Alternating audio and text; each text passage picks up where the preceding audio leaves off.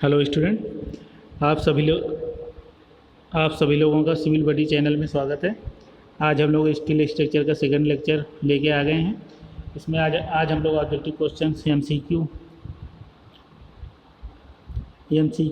Questions practice करने वाले हैं। ठीक है, जिसमें हमारा पहला क्वेश्चन है, एक रिविट किए हुए लैप जॉइंट की ताकत इसके बराबर है। जिसमें तीन ऑप्शन हमें दिए हुए हैं: कर्तन ताकत, शियर स्ट्रेंथ, धारण ताकत, बियरिंग स्ट्रेंथ और तनाव ताकत, टियरिंग स्ट्रेंथ। ठीक है, तो ऑप्शन हमारे पास चार है, केवल ए, केवल सी, केवल बी या ए बी सी का न्यूनतम। सबसे पहले लैप जॉइंट क्या होता है इसके बारे में हम लोग देख लेते हैं। लैप जॉइंट दो जॉइंट को आपस में ओवरलैप करते हुए जोड़ना, उसको हम क्या बोलते हैं? लैप जॉइंट बोलते हैं। ये कोई हमारी एक प्लेट है, इस प्लेट को हमने इसके ऊपर रख के हमने क्या किया, हमको इसको जोड़ना है बाय यूजिंग, किसके द्वारा जोड़ना है? बाय यूजिंग रिविट के द्वारा। अब हमने इसको इसमें रिविटिंग किया, रिविट लगा के हमने इसको जोड़ दिया। ठीक है, ये रिविटिंग करने से पहले हम क्या करेंगे, जो हमारी प्लेट है इस प्लेट में हम क्या करेंगे, रिविटिंग करने से पहले प्लेट में हम क्या करेंगे, होल करेंगे, सुराख करेंगे। ठीक है, दूसरी वाली प्लेट में भी होल करेंगे। फिर इन दोनों प्लेट को हम आपस में रख के इसमें हम क्या करेंगे, रिविट को इंसर्ट करके।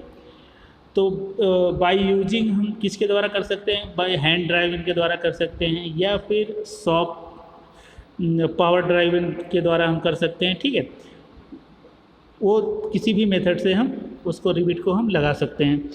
तो यहाँ पे अब देखिए, जो हमने ये रिविट हमने प्लेस लगाया है lap joint,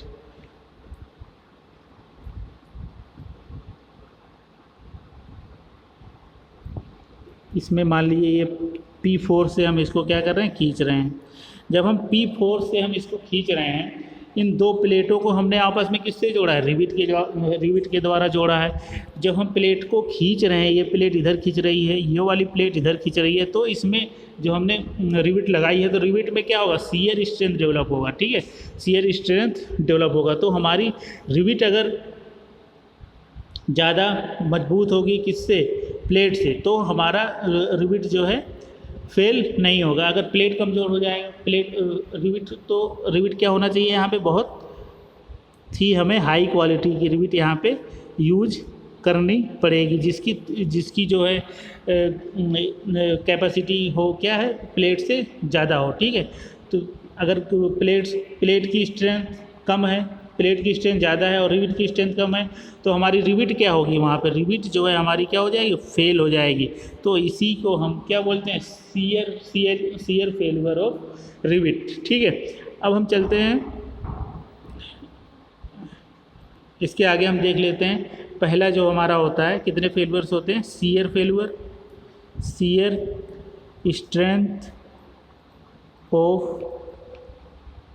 strength of rivet. ठीक है, इसका क्या फार्मूला होता है? इसका फार्मूला हम लोग देख लेते हैं। फार्मूला होता है π/4 into D square into FS। ठीक है, π/4 इंटू डी स्क्वायर, ये क्या हो गया, एरिया निकल के आ गया हमारा। ठीक है, डी स्क्वायर क्या, डी क्या है यहाँ पे, diameter of the rivet. Diameter of the rivet, कौन सी diameter of the rivet? Gross diameter of the rivet. ठीक है, gross diameter of the rivet.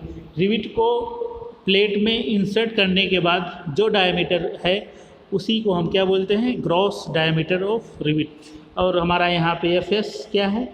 FS को हम बोलते हैं permissible shear stress, permissible shear stress. ठीक है, अगर ये हमारा हो गया फार्मूला शियर स्ट्रेंथ का।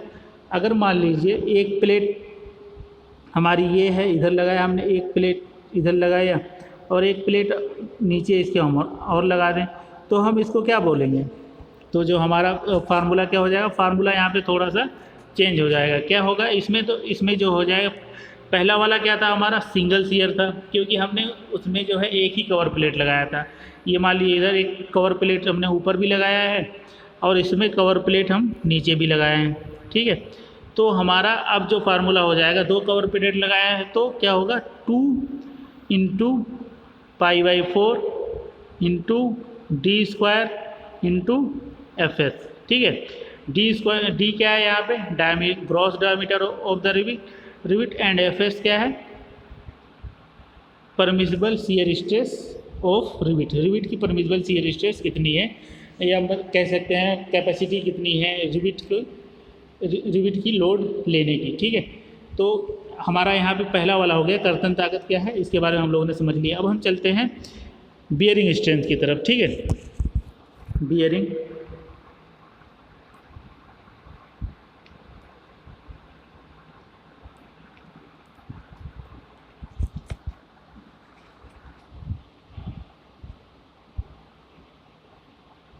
बियरिंग स्ट्रेंथ में का क्या फार्मूला होता है, देखते हैं।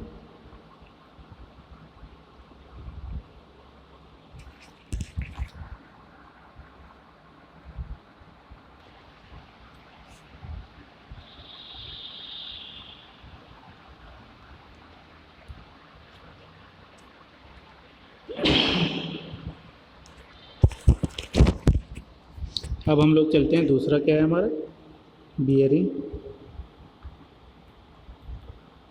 Bearing strength.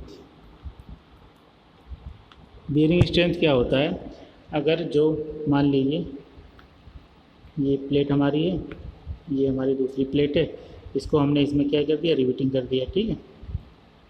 अब हम इसको क्या कर रहे हैं, फोर्स लगा के खींच रहे हैं।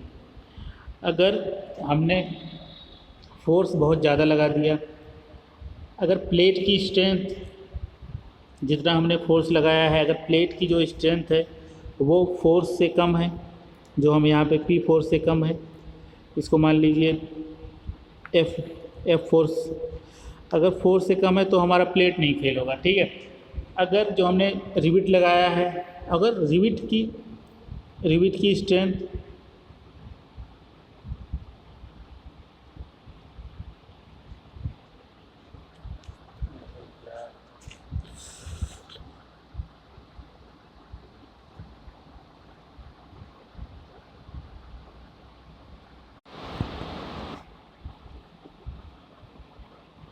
अब हम लोग नेक्स्ट देखने वाले हैं बियरिंग, क्या है बियरिंग स्ट्रेंथ ऑफ, दूसरा हमारा बियरिंग स्ट्रेंथ ऑफ रिविट। जब हम जो हमने लैप जॉइंट लिया है उसमें जो भी फोर्स क्या है, लैप जॉइंट फोर्स लगाने के कारण जो भी स्ट्रेसेस उत्पन्न हो रही हैं, किसमें, प्लेट में जो स्ट्रेस उत्पन्न हो रही होगी, प्लेट में स्ट्रेस उत्पन्न होगी फोर्स लगाएंगे तो, और जो हमने रिविट लगाया है इसमें भी क्या होगी, स्ट्रेस आएगी। तो इसी जो स्ट्रेसेस इसमें आ रही हैं, डेवलप हो रही हैं, उसी को हम क्या बोल रहे हैं, बियरिंग स्ट्रेस बोल रहे हैं, ठीक है। बियरिंग स्ट्रेस हम उसको बियरिंग स्ट्रेस कह रहे हैं, ठीक है। अगर मान के चलिए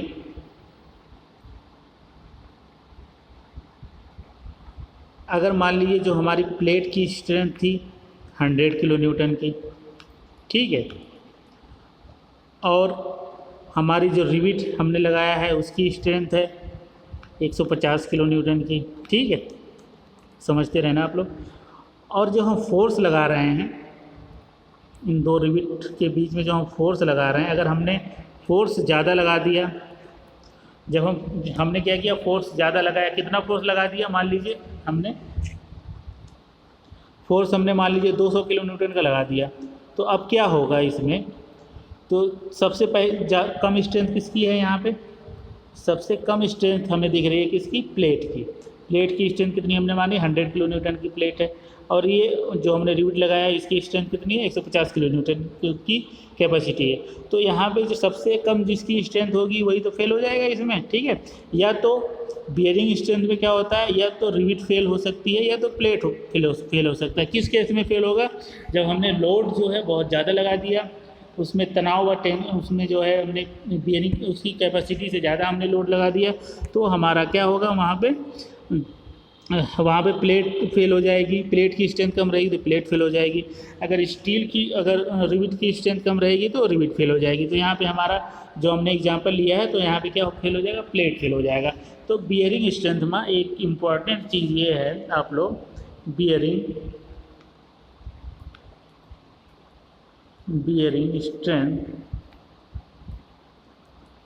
of rivet, bearing strength of rivet में जो होता है, या तो प्लेट फेल होगी, या तो प्लेट फेल हो सकती है, अथवा रिविट फेल हो सकती है। दोनों में से कोई भी पहले फेल हो सकती है, या जिसकी भी स्ट्रेंथ कम रहेगी वो फेल हो जाएगी, ठीक है। अब हम देखते हैं इसका फार्मूला क्या होता है। फार्मूला क्या होता है, ठीक है। इसका जो फार्मूला होता है, D into T into F B. D क्या है यहाँ पे, डायामीटर ऑफ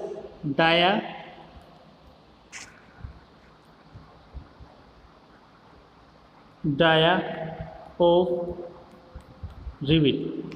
कौन सी diameter of rivet, gross diameter of rivet, ठीक है। और यहाँ पे टी क्या शो कर रहा है, थिकनेस ऑफ प्लेट,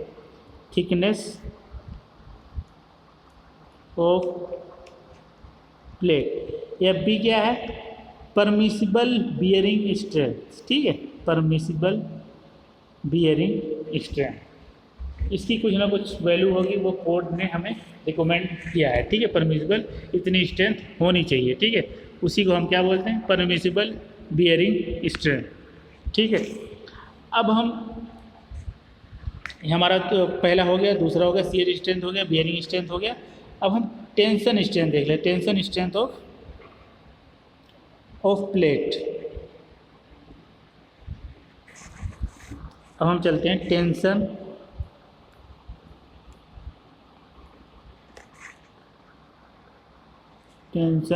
स्ट्रेंथ।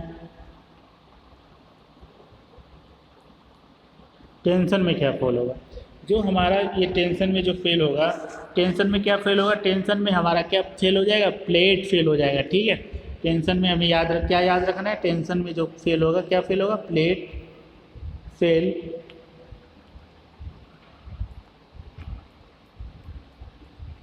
होगा। कैसे फेल होगा प्लेट, मान लीजिए ये हमने एक प्लेट इधर लगाया, ठीक है। एक प्लेट हमने यहाँ पे ज्वाइन कर दिया, ठीक है। किसके द्वारा ज्वाइन किया, ये रिविटिंग के द्वारा। अगर यहाँ पे हमने बहुत ज़्यादा टेंशन इसमें क्या है, हमने फोर्स अप्लाई किया, ठीक है, कोई एफ फोर्स हमने अप्लाई किया इधर, और एफ फोर्स हमने इसको क्या कर रहे हैं, खींच रहे हैं। तो यहाँ पे क्या होगा, तो हमारी अगर प्लेट की स्ट्रेंथ कम रहेगी, तो टेंशन हमने ज़्यादा लगा दिया, प्लेट की स्ट्रेंथ कम है, और जो हमारी क्या रिविट की स्ट्रेंथ ज़्यादा है, तो यहाँ पे हमारा क्या कौन सा फेल्यूर हो जाएगा, टेंशन फेल्यूर हो जाएगा। तो यहाँ पे हमारा क्या फेल होगा, प्लेट फेल होगा, ठीक है। इसमें रिविट फेल नहीं होती हमें कभी भी। तो यहाँ पे हमें क्या याद रखना है, टेंशन फेल्यूर में क्या फेल होगा, प्लेट फेल होगा, ठीक है। ये हमें याद रखना है। तो टेंशन फेल्यूर का अब फार्मूला हम देख लेते हैं। तनाव, जिसको हम बोलते हैं तनाव या टेंशन, इसका क्या फार्मूला होता है, पी क्या है, प्लेट, P माइनस डी, ठीक है, into T into F T, ठीक है।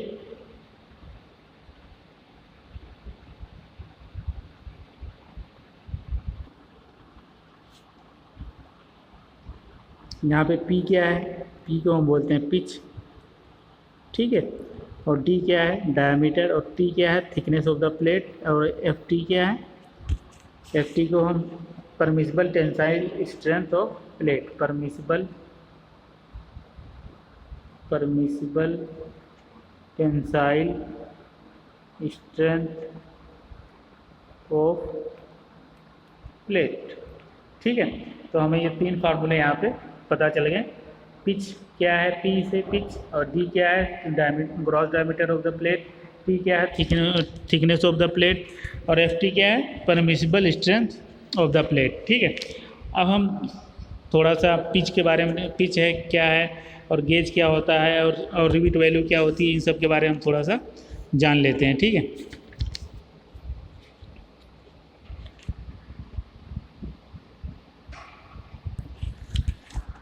सबसे पहला हम टर्म देखते हैं क्या है, पहला टर्म देखते हैं gross dia of rivet. Gross dia of rivet वो है, उस डायामीटर को हम कहते हैं जो रिविट को, ये मान लीजिए हमारा प्लेट है, इस प्लेट में हमने क्या किया एक होल किया, होल करने के बाद मान लीजिए रिविट थी हमारी, ठीक है रिविट थी, इस रिविट को हमने क्या किया इसमें इंसर्ट किया। तो रिविट की जो हम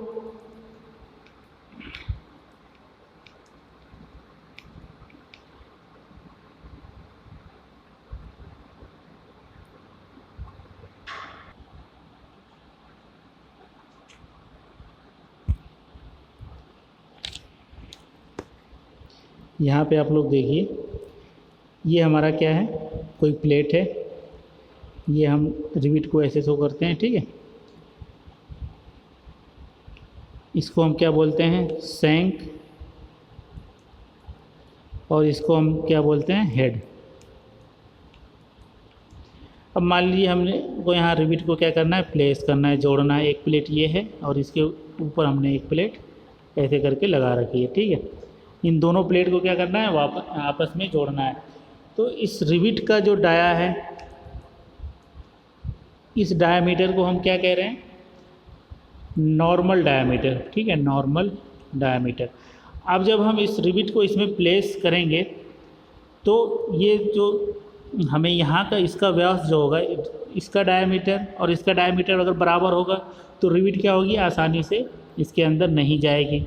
तो इसके लिए हमें इसका डायामीटर जो हम छिद्र बनाते हैं तो इसका डायामीटर हमें थोड़ा सा ज़्यादा लेना पड़ता है। ठीक है, तो जब रिविट को जब हम इसमें लाके इसमें इंसर्ट कर देंगे, जो उसके बाद जो डायामीटर होगी तो उसी डायामीटर को हम क्या बोलते हैं ग्रॉस डायामीटर बोलते हैं। ठीक है, ग्रॉस डाया ऑफ रिविट, उसी को हम ग्रॉस डायामीटर ऑफ रिविट बोलते हैं। ठीक है, अब ग्रॉस डायमीटर ऑफ रिविट जो लिया जाता है, 2 केस है। अगर प्लेट की थिकनेस ग्रेटर देन 25 mm है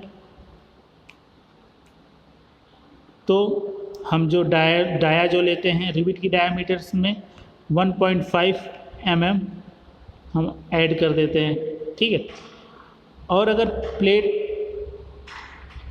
ये जो होता है पहला वाला केस, ये वाला केस जो होगा प्लेट की थिकनेस किसके लिए, अगर प्लेट की थिकनेस लेस देन 25 mm है। अगर प्लेट की थिकनेस ग्रेटर देन 25 mm है तो हम क्या करते हैं डायमीटर में क्या करेंगे, डायमीटर ऑफ जो रिविट होगी उसको हम 2 mm उसमें क्या है एक्स्ट्रा लेके चलते हैं मार्जिन। ठीक है, तो यहाँ पे हमारा कितनी चीज़ क्लियर हुआ आज। पहला हमने क्या क्या पढ़ा, आइए देखते हैं। पहला हमने पढ़ा शियर स्ट्रेंथ क्या होता है, शियर स्ट्रेंथ। ठीक है, दूसरा पढ़ा बियरिंग स्ट्रेंथ, और हमने तीसरा पढ़ा टियरिंग स्ट्रेंथ। ठीक है,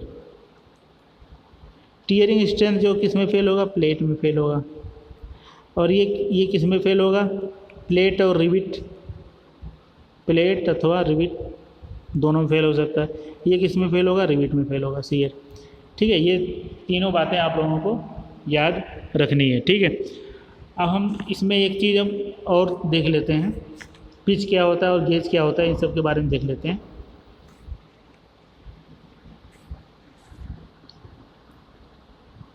मान लीजिए ये कोई हमारी प्लेट है, ठीक है।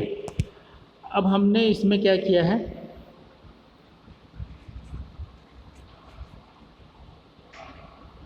रिविट लगाए हैं ऐसे ऐसे करके,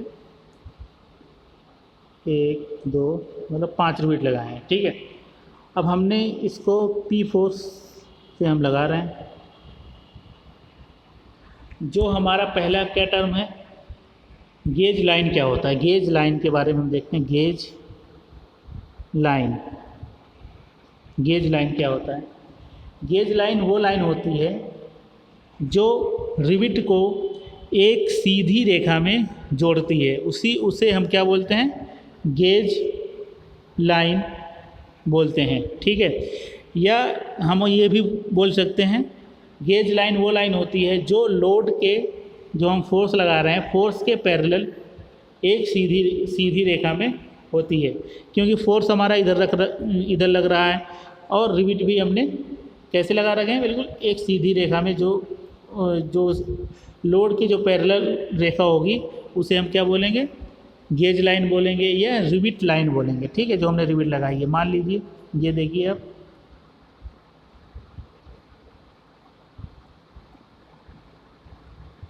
ठीक है। गेज लाइन जो होगी हमेशा क्या होगी, सेंटर ऑफ द रिविट से पास होगी, ठीक है। तो यहाँ पे जो गेज लाइन आप लोगों को दिख रही है, ये क्या है, गेज लाइन है, ठीक है। इसको हम क्या बोलते हैं, गेज लाइन ऑफ रिविट बोलते हैं। एक सीधी, अब आप लोग ऐसे भी बोल सकते हैं, जो रिविट को एक सीधी रेखा में जोड़ती है उसको हम क्या बोलते हैं, गेज लाइन बोलते हैं, ठीक है।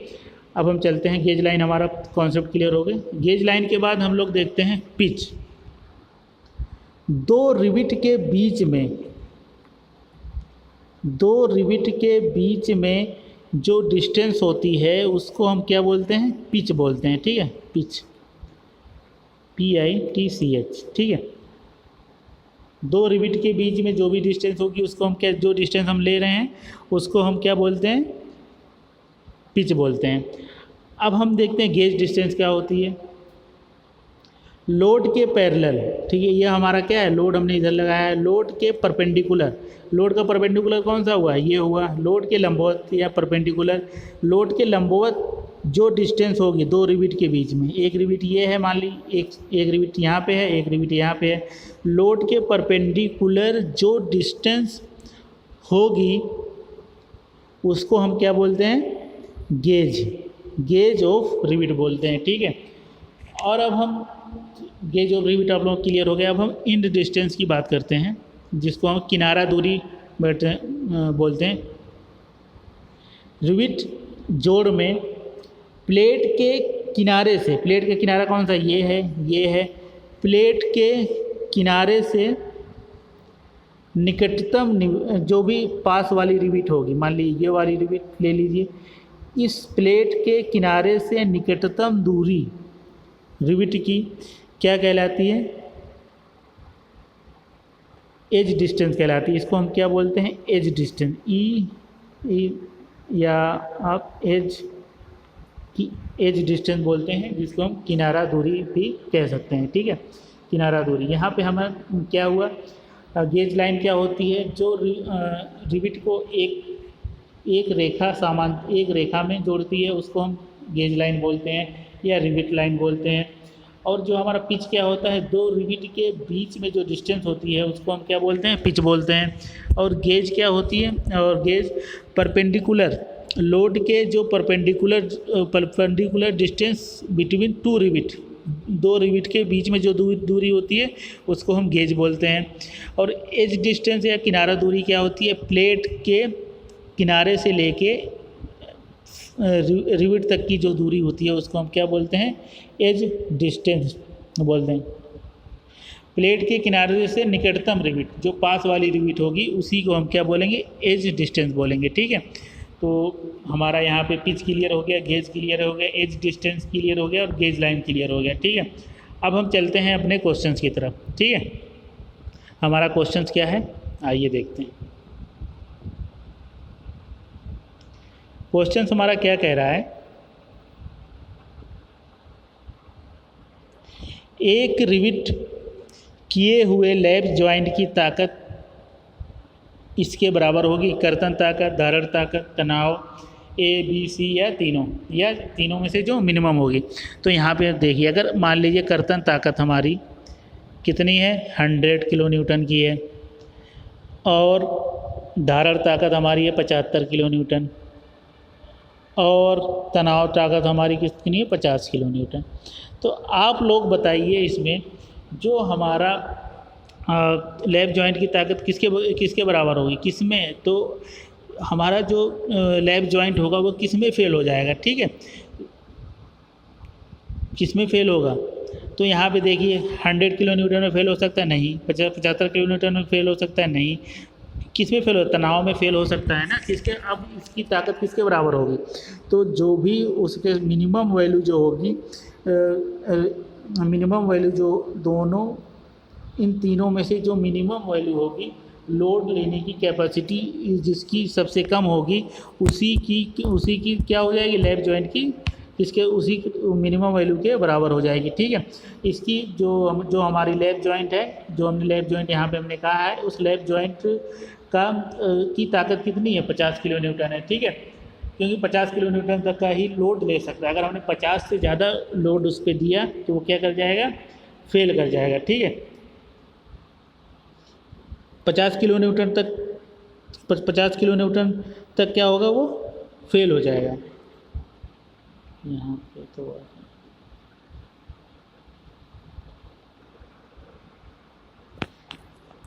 अब यहाँ पे हमारा कौन सा पहला क्वेश्चन, पहले क्वेश्चन को हम देख लेते हैं, ठीक है, क्योंकि हमने डिस्कशन सारा कर लिया कंप्लीट। अब हम पहला क्वेश्चन देखते हैं। एक रिविट किए हुए लैप जॉइंट की ताकत इसके बराबर होगी, कर्तन ताकत, धारण ताकत या सी तनाव ताकत, या इन तीनों में से जो मिनिमम होगी, ठीक है। तो हमारा ऑप्शन यहाँ पे कौन सा होगा, अगर मान लीजिए कोई भी लैप जॉइंट है, लैप जॉइंट हमने माना इसकी कर्तन में कितनी इफिशियंसी है, कि कितना लोड ले सकता है, 100 किलो न्यूटन, और इसमें 75 किलो न्यूटन, ठीक है। तो इसमें कितना ले सकता है, 50 किलो न्यूटन। तो यहाँ पे जो इसकी लैप जॉइंट की जो ताकत होगी किसके बराबर होगी, जो इन तीनों में से जो सबसे कम वैल्यू होगी उसी के बराबर हो जाएगी, ठीक है, उसी के बराबर इसकी वैल्यू हो जाएगी, क्योंकि 50 किलो न्यूटन से 50 किलो न्यूटन जो minimum value A B C का जो न्यूनतम मान होगा उसी के बराबर हो जाएगी, या कर्तन ताकत का मान कम होगा, मिनिमम इन तीनों में से जो मिनिमम होगा वही लैप जॉइंट की ताकत होगी, ठीक है। तो यहाँ पे मिनिमम हमारा कौन सा है,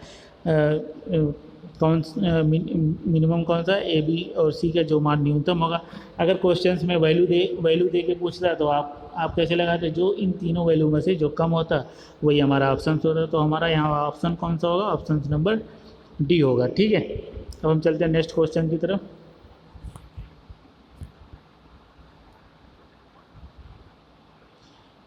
एक काल्पनिक रेखा जिस पर रिविट लगाए जाते हैं, इसे निम्न नामों से जाना जाता है। रिविट रेखा अभी हमने बताया, रिविट रेखा को क्या बोलते हैं, रिविट लाइन हमने ऊपर समझाया था, रिविट लाइन या स्क्राइब रेखा। रिविट लाइन और स्क्राइब रेखा दोनों एक ही हैं। तो हमारा यहाँ पे कौन सा ऑप्शन होगा, उपरोक्त पृष्ठ रेखा भी हम बोल सकते हैं इसको।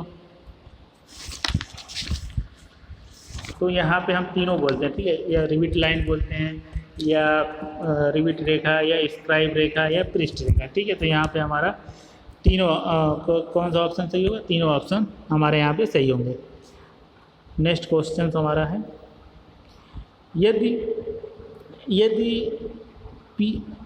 यदि और डी रिविटों के अंतराल यदि और डी रिविटों के अंतराल और सकल व्यास डी है, तो रिविट जोड़ की दक्षता हमें निकालनी है। इसकी रिविट जोड़ की दक्षता कितनी होगी, तो हम लोग देख लेते हैं दक्षता कितनी होती है। रिविट जोड़ की दक्षता के लिए जो फार्मूला होता है P minus D upon P, ये आप लोग फार्मूला याद कर लीजिए, ठीक है।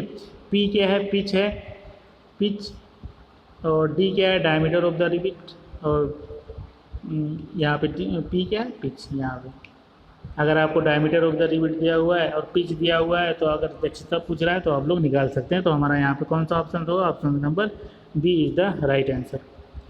अब लोग चलते हैं नेक्स्ट क्वेश्चन की तरफ। एक रिविट किए हुए जोड़ की दक्षता इस अनुपात के रूप में परिभाषित होती है। रिविट जोड़ की न्यूनतम सामर्थ्य अभी हमने ऊपर बताया था, अगर जिसकी सामर्थ्य सबसे कम होगी वही उसकी दक्षता हो जाएगी, ठीक है, वही उसकी कैपेसिटी हो जाएगी। एक रिविटेड जोड़ की सबसे बड़ी सामर्थ्य तथा ठोस प्लेट की सामर्थ्य, ठीक है, एक रिविटेड जोड़ की सबसे बड़ी सामर्थ्य तथा ठोस प्लेट की सामर्थ्य। और सी ऑप्शन क्या है, एक रिविटेड प्लेट की न्यूनतम सामर्थ्य तथा रिविटेड जोड़ की सबसे अधिक सामर्थ्य। तो यहाँ पे हमारे सारे ऑप्शंस क्या होंगे, सही होंगे, ठीक है। तो हमारा फोर्थ का कौन सा ऑप्शन होगा, option number D is the right answer. अब हम चलते हैं नेक्स्ट क्वेश्चन की तरफ। नेक्स्ट क्वेश्चन है हमारा, रिविट छिद्र का व्यास रिविट के व्यास का बनाया जाता है। अगर हमने अभी पिछले में डिस्कस किया था, अगर 25 mm तक रिविट व्यास के लिए 1.5 mm अधिक लेते हैं, ठीक है, और 25 mm से अधिक रिविट व्यास के लिए हम कितना लेते हैं, 2.0 mm लेते हैं। तो हमारा यहाँ पे कौन सा होगा, ऑप्शन 1 वाला तो ये कोई होता ही नहीं। तो हमारा ऑप्शन जो होगा बी एंड सी, यहाँ पे ये दोनों होंगे हमारे, सी एंड डी, ठीक है, सी वाला एंड यहाँ पे डी की जगह बी एंड सी होगा, बी एंड सी होगा, बी एंड सी। तो यहाँ पे हमारा ये वाला भी सही होगा, ये वाला भी सही होगा, ठीक है, पाँचवा का बी एंड सी होगा। अब हम चलते हैं नेक्स्ट क्वेश्चन की तरफ। 6 क्वेश्चन हमारा, भारतीय मानक की सिफारिश के अनुसार रिविट के कुल क्षेत्रफल का अनुपात अपरूपण प्रतिबल होता है। अगर आईएस कोड ने जो कहा है इंडियन स्टैंडर्ड, तो इंडियन स्टैंडर्ड ने क्या कहा, 1025 किलोग्राम पर सेंटीमीटर होना चाहिए। तो यहाँ पे जो है हमारा ये क्वेश्चन आप लोगों को याद करना है। तो 1025 किलोग्राम पर सेंटीमीटर होता है, ठीक है, होना चाहिए, ये आईएस कोड कह रहा है। अब हम चलते हैं नेक्स्ट क्वेश्चन की तरफ। प्रतिबल की दिशा में, अब हम ये क्वेश्चन है, प्रतिबल की दिशा में निकटतम रिविट या बोल्ट के छिद्रों के एक केंद्र से दूसरे केंद्र के मापन क्या कहलाता है, गेज कहलाता है। ये मान लीजिए ये है प्रतिबल की दिशा में, प्रतिबल की दिशा में एक रिविट से लेके दूसरे रिविट के बीच में क्या होती है, पिच बोलते हैं ना, पिच बोलते हैं। और प्रतिबल के दिशा में परपेंडिकुलर डिस्टेंस जो होती है, ये जो डिस्टेंस होती है इसको हम क्या बोलते हैं, गेज डिस्टेंस बोलते हैं। अगर ये गेज वाला पूछता है तो हमारा कौन सा ऑप्शन होगा यहाँ पे, option number B is the right answer, pitch होगा। नेक्स्ट क्वेश्चन की तरफ चलते हैं। पारस्परिक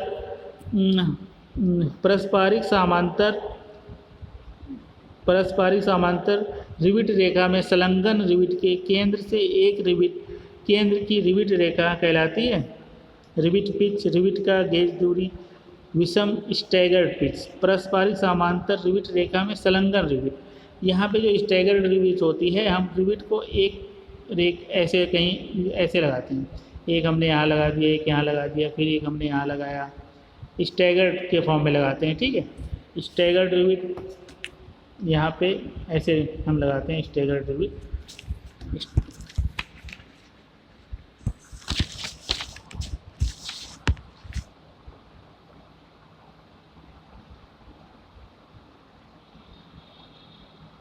ये क्या कहलाता है, स्टैगर्ड रिविट हम क्या कहते हैं, ऐसे लगाते हैं, ठीक है, एक ही डायरेक्शन में हम नहीं लगाते, रिविट को हम कहीं भी प्लेस कर सकते हैं, उसी को हम क्या बोलते हैं, स्टैगर्ड रिविट बोलते हैं, विषम रिविट बोलते हैं। तो यहाँ पे जो हमारा ऑप्शन होगा, रिविट पिच तो नहीं होगा, रिविट का गेज दूरी नहीं होगा, तो यहाँ पे हमारा ऑप्शन कौन सा होगा, सी इज द राइट आंसर होगा, सी विषम या स्टैगर्ड रिविट, ठीक है। हम चलते हैं नेक्स्ट क्वेश्चन की तरफ।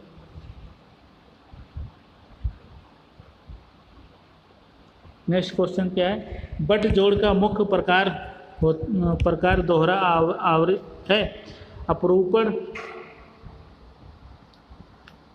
अप्रोपर रिविटेड जोड़, चैन रिविटेड जोड़, जिगजैग रिविटेड जोड़, ये जो है बट ज्वाइंट के प्रकार होते हैं, सारे प्रकार से हैं। तो यहाँ पे हमारा जो होगा option number D is the right answer होगा। नेक्स्ट क्वेश्चन की तरफ चलते हैं। रिविटेड जोड़ का डिजाइन धारण पर आधारित है। लोड सभी रिविट के बीच समान रूप से वितरित किया जाता है। ठीक है, लोड जो जितने भी हमने रिविट लगाई है उसमें जो भी फोर्स आ रहा है, लोड आ रहा है, वो चारों तरफ क्या होगा, समान रूप से वितरित होगा। रिविट द्वारा कर्तन तनाव अपने सकल क्षेत्र पर समान रूप से वितरित किया जाता है। जो भी रिविट हमने प्लेस किया उसकी जो भी डायमीटर है उसमें क्या होगा, टेंशन जो है चारों तरफ समान दिशा में बराबर वितरित होता है। बियरिंग तनाव प्लेट के संपर्क सतहों और रिविट के बीच एक समान है। ठीक है, तो यहाँ पे हमारा कौन सा ऑप्शन होगा, option number D is the right answer होगा। हम चलते हैं नेक्स्ट क्वेश्चन की तरफ। निम्नलिखित में से रिविट जोड़ के अभिकलन में किस मान्यता को लिया जाता है। प्लेट्स के बीच घर्षण नगण्य होता है। ठीक है, रिविट को समान रूप प्रतिबल स्ट्रेस किया जाता है। प्लेट के मध्य भाग में प्रतिबल स्ट्रेस सर्वाधिक होता है। या फिर यहाँ पे कौन सा लिया जाता है, जो हम प्लेट लेते हैं प्लेट के बीच में जो फ्रिक्शंस होता है उसको हम जीरो मान के चलते हैं। ये हमारा क्या है, एजम्पशंस है। ये आप लोग जो एजम्पशंस वगैरह देखेंगे तो उसमें आप लोगों को पता चल जाएगा। आज कुछ एजम्पशन अपनाए गए हैं डिजाइन करने के लिए। तो यहाँ पे जो प्लेट के बीच में जो फ्रिक्शन होगा, प्लेट जो दो हमने प्लेट लगाई है, इन दो प्लेट के बीच में कुछ ना कुछ फ्रिक्शंस होगा। जब लोड लगेगा तो वो फ्रिक्शंस को हम क्या मान लेते हैं, जीरो मान के चलते हैं। तो हमारा ये कौन सा ऑप्शन होगा, option number A is the right answer होगा। नेक्स्ट क्वेश्चन की तरफ चलते हैं। अन्विन के फार्मूले के मुताबिक अगर प्लेट की मोटाई मिलीमीटर में है तो रिविट का व्यास, अन्विन थे एक साइंटिस्ट हैं, उन्होंने रिविट का व्यास निकालने के लिए एक फार्मूला दिया D इजकल टू, जिसे हम अन्विन फार्मूला जानते हैं, D इजकल टू 6.05 T। यहाँ पे T क्या है, T is the thickness of the plate है। ठीक है, तो हमारा थिकनेस ऑफ प्लेट, तो ये नहीं हो सकता, ये वाला हमारा ऑप्शन है B, C नहीं हो सकता और डी तो हो ही नहीं सकता। तो हमारा ऑप्शन कौन सा होगा, 6.05 इंटू टी। ठीक है, 6.05 इंटू रूट टी होगा। ठीक है, रूट टी होता है। तो हमारा ऑप्शन कौन सा होगा, 6.सी वाला होगा, 6.05 रूट टी, जिसे हम क्या बोलते हैं, अन्विन फार्मूला भी बोलते हैं। अब हम चलते हैं नेक्स्ट क्वेश्चन हमारा क्या है। हवा या भूकंप लोड के प्रभाव को ध्यान में रखने पर रिविट में स्वीकृत स्ट्रेस बढ़ जाता है। अगर जहाँ भी हम स्ट्रक्चर या प्लेट क्या नाम है, ऐसे स्ट्रक्चर बना रहे हैं तो वहाँ पे हम एयर का प्रेशर और जो है वहाँ पे अगर अर्थक्वेक अगर आ रहा है तो उसके लिए हम जो है स्ट्रेस उसमें कितना बढ़ जाएगा। जो भी अगर भूकंप आता है तो वहाँ स्ट्रेस कितना 25% तक, उस वाले 25% तक क्या होगा, वहाँ पे स्ट्रेस क्या होगा, इंक्रीज कर जाता है, बढ़ जाता है। ठीक है, अब हम चलते हैं नेक्स्ट क्वेश्चन की तरफ। एक ज्वाइंट में आवश्यक रिविट की संख्या होती है कर्तन सामर्थ्य के बराबर, बियरिंग सामर्थ्य के बराबर या धारण सामर्थ्य के बराबर। तो यहाँ पे जो हमारा कौन सा होगा, ऑप्शन नंबर सी या डी, इनमें से कोई नहीं। तो जो भी हमारी रिविट होती है उसमें जॉइंट में आवश्यक रिविट की संख्या किसके बराबर होती है, धारण सामर्थ्य के बराबर होती है। ठीक है, तो हमारा यहाँ पे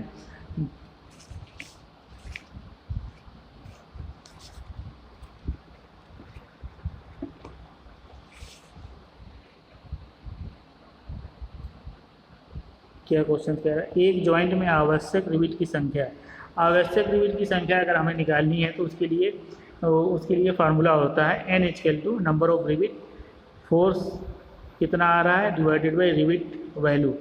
रिविट वैल्यू क्या होती है, रिविट वैल्यू हमने देखा शियर स्ट्रेंथ में और बियरिंग स्ट्रेंथ में जो भी कम वैल्यू होगी उसी को हम, इन दोनों में से जो मिनिमम वैल्यू होगी उसी को हम क्या बोलेंगे, रिविट वैल्यू। जितना फोर्स आ रहा है उससे हम डिवाइड कर देंगे तो हमारे पास नंबर ऑफ रिविट मिल जाएगा। ठीक है, तो कर्तन सामर्थ्य के बराबर नहीं, बियरिंग सामर्थ्य के बराबर, धारण सामर्थ्य के बराबर नहीं, तो ये हमारा कौन सा ऑप्शन होगा, option number D is the right answer. इनमें से कोई नहीं होगा। ठीक है, तो यहाँ पे डी होगा, 15 का हमारा कौन सा होगा, 15 का डी होगा, 15 का होगा D is the right answer.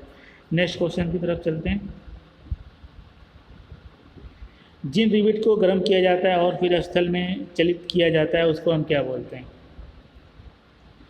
Jin rivet को हम लगाने का क्या क्या तरीका है? एक तो पावर हैंड ड्राइवन है, ठीक है, हैंड ड्राइवन से लगा सकते हैं, और एक पावर ड्राइवन है, पावर के जरिए हम लगा सकते हैं। तो इसका जो है किस नाम से हम इसको जानते हैं, ठीक है? अगर हम गर्म करके लगा रहे हैं पावर ड्राइवन सॉफ्ट रिविट हम कहाँ पे लगा रहे हैं? फील्ड में, स्थल में लगा रहे हैं। स्थल का क्या मतलब है? फील्ड में लगा रहे हैं। तो यहाँ पे सॉफ्ट वाला तो आएगा ही नहीं, ठीक है? तो पावर ड्राइवन सॉफ्ट रिविट ये तो हो नहीं सकता। पावर ड्राइवन फील्ड रिविट, हाँ ये हो सकता है। पावर हैंड ड्राइवन, हैंड की बात ही नहीं, पावर की बात है। कोल्ड ड्राइवन रिविट, कोल्ड का मतलब क्या होता है? नॉर्मल टेम्परेचर को अगर हम रिविट लगा रहे हैं तो उसी को हम क्या बोलते हैं? कोल्ड ड्राइवन रिविट बोलते हैं, ठीक है? तो हमारा 16 का यहाँ पे कौन सा ऑप्शन होगा? Option number B is the right answer होगा, ठीक है? हम चलते हैं नेक्स्ट क्वेश्चन की तरफ। निम्नलिखित में से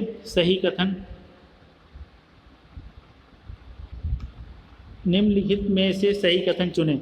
जब गेज दूरी पिच से अधिक होती है तो खंड की विफलता एक टेढ़ी मेढ़ी रेखा में होती है, ठीक है? जब गेज की दूरी, अगर मान लीजिए एक रिविट हमने यहाँ लिया और एक रिविट हमने बहुत दूर पे ले लिया, तो जो हमारा ये प्लेट होगा वो जब टूटेगा तो एक रेखा में नहीं होगा, क्योंकि हमने रिविट की संख्या जो है कम कर दी है। जितनी रिविट आनी चाहिए उतनी रिविट हमने लगाई नहीं है, तो उसकी जो प्लेट जब फेल होगा तो ये सीधी रेखा में नहीं होगा। एक अगर कई सारी रिविट हम लगा देते तो क्या होता है? वहाँ पे एक सीधी रेखा में ये रहता है, तो इसी वजह से टेढ़ी मेढ़ी रेखा में रहेगा। ये भी सही है।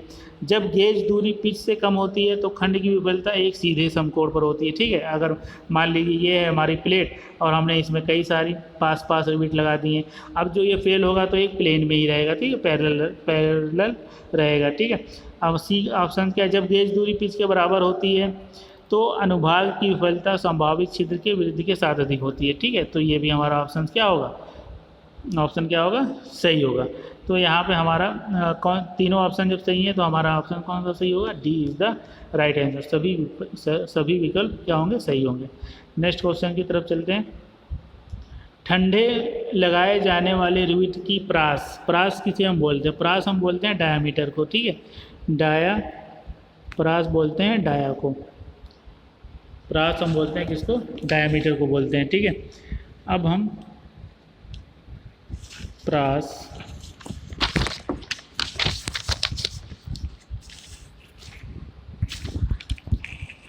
ठंडे लगाए जाने वाले रिविट, मतलब ठंडे लगाए जाने वाले क्या मतलब है? ठंडा करके नहीं लगा रहे हैं।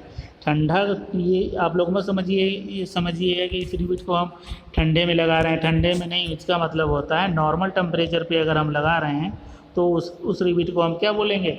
ठंडे लगाए जाने वाले रिविट। तो इसकी जो व्यास होती है किसके बराबर होती है? तो इसका जो हमारा आंसर होगा यहाँ पे हमारा होगा 22 mm से लेके, हमारा यहाँ पे कौन सा option number C is the right answer. 12 mm से लेके 22 mm तक होना चाहिए, ठीक है? तो ये कोड कह रहा है, IS कोड कह रहा है, अगर हम नॉर्मल टेम्परेचर पे रिविट को लगा रहे हैं तो उसका जो डायमीटर होना चाहिए तो 12 mm से लेके 22 mm तक होना चाहिए, ठीक है? अब हम चलते हैं नेक्स्ट क्वेश्चन की तरफ। निम्न में से सही कथन चुनें। टैकिंग या आबंधन रिविट का इस्तेमाल तब किया जाता है यदि दो आसन्न रिविट के बीच के केंद्रों के बीच की न्यूनतम दूरी 20 या 200 mm से अधिक हो या जो भी कम हो। इन दो, या तो 12 into thickness of the plate या 200 mm या इन दोनों में से कम हो। तनाव की गणना के लिए टैकिंग रिविट्स को नहीं माना जाता, सही है। टैकिंग रिविट संपीड़न उपांग के अंतर्गत आने वाले दो एंगल सेक्शन जो बैक से बैक जुड़े हैं उनकी पूरी लंबाई में दिए जाते हैं। मान लीजिए ये वाला ऑप्शन आप लोग देखिए, ये मान लीजिए एक एंगल सेक्शन आपका ये है, ठीक है? एक एंगल सेक्शन ये है और आपका ये दूसरा एंगल सेक्शन है। तो ये क्वेश्चन में कह रहा है दो एंगल सेक्शन कि जो बैक से बैक ये बैक टू बैक है, ठीक है, फ्रंट तो है नहीं, इसका बैक वाला है, ये अब ये भी बैक वाला पोर्शन है, ये भी बैक वाला पोर्शन है, उनकी पूरी लंबाई में लिए जाते हैं। अब जब हम इसमें रिवेटिंग करेंगे, इसकी जो पूरी लेंथ होगी तो हम पूरी लेंथ में ही उसको करेंगे, ठीक है, एक बना देंगे, ठीक है, क्योंकि दो को हम क्या कर रहे हैं, जोड़ रहे हैं। तो इसको हम पहले दो अलग अलग मेंबर थे, इन दोनों को मेंबर को हमने रिवेटिंग करके इसको हमने क्या कर दिया, सिंगल यूनिट में इसको हमने बना दिया। तो यहाँ पे जो हमारा ऑप्शन होगा, तीनों ऑप्शन यहाँ पे हमारे सही होंगे, ठीक है। तो यहाँ पे हमारा option number D is the right answer होगा, ठीक है। अब हम नेक्स्ट क्वेश्चन की तरफ चलते हैं। ये हमारा लास्ट 19 क्वेश्चन है, ये पीछे छूट गया था। अन्विन फार्मूला द्वारा 16 mm मोटाई, डायमीटर क्या दिया हुआ है, 16 mm मोटाई की जोड़ने वाली प्लेट की रिविट का व्यास होता है, डायमीटर पता करना है, जिसमें 16 mm मोटाई की यहाँ पे थिकनेस जो दिया हुआ है, थिकनेस ऑफ द प्लेट कितना दिया हुआ है, 16 mm। और जो हमारा अन्विन फार्मूला क्या होता है, अन्विन फार्मूला किसके लिए होता है, डायमीटर ऑफ द रिविट निकालने के लिए होता है। तो इसका फार्मूला 6.05 रूट टी क्या है, thickness of the plate. Thickness of the plate कितना दे रहेगा, 16 mm दे रहेगा। यहाँ पे 16 mm रखेंगे तो कितना होगा, रूट 16 किसके बराबर होगा, 4 के। तो यहाँ पे 6 × 4 हो जाएगा, कितना हो जाएगा, 6 चौ कितना हो जाएगा, 24। तो यहाँ पे हमारा कौन सा ऑप्शन होगा, option number B is the right answer. कितना होगा, 24 mm इसका आंसर होगा। अब हम चलते हैं नेक्स्ट क्वेश्चन की तरफ। नेक्स्ट क्वेश्चन क्या है हमारा, जब प्लेट मौसम के संपर्क में आती है तो पिच में लाइन पर टैकिंग रिविट प्रदान की जाती है, जो कि इससे अधिक नहीं होनी चाहिए, ठीक है। अब टैकिंग रिविट क्या होता है, इसके बारे में हम जो हमारा नेक्स्ट क्लास होगी उसके बारे में हम डिटेल में डिस्कस करेंगे। तो आप लोग आंसर जान लीजिए। टैकिंग रिविट हम वहाँ पे लगाते हैं जहाँ पे बहुत ज़्यादा मौसम क्या हमेशा मौसम ख़राब रहता है या बारिश बहुत ज़्यादा होती है, वहाँ पे हम क्या करते हैं, tacking rivet, extra rivet provide कर देते हैं, टैकिंग रिविट प्रोवाइड कर देते हैं, ठीक है। तो इसका जो होता है क्या ऑप्शन होगा, 16T होना चाहिए अथवा 200 mm होना चाहिए, इससे ज़्यादा नहीं होना चाहिए। या 16T का जो निकल के आया हमारा 10 mm आया, इससे आया इसको आया 100 mm, इससे आया 200 mm।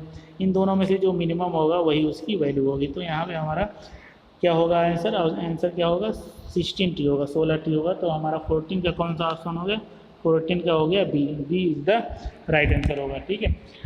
तो आज की क्लास हमारी यहीं पे समाप्त होती है। अब हम नेक्स्ट क्लास में कुछ क्वेश्चंस और लेके आएंगे, तब तक आप लोग लेक्चर को देखते रहिए, और जो भी डाउट हो उसको कमेंट करके आप लोग कमेंट करके बताएं।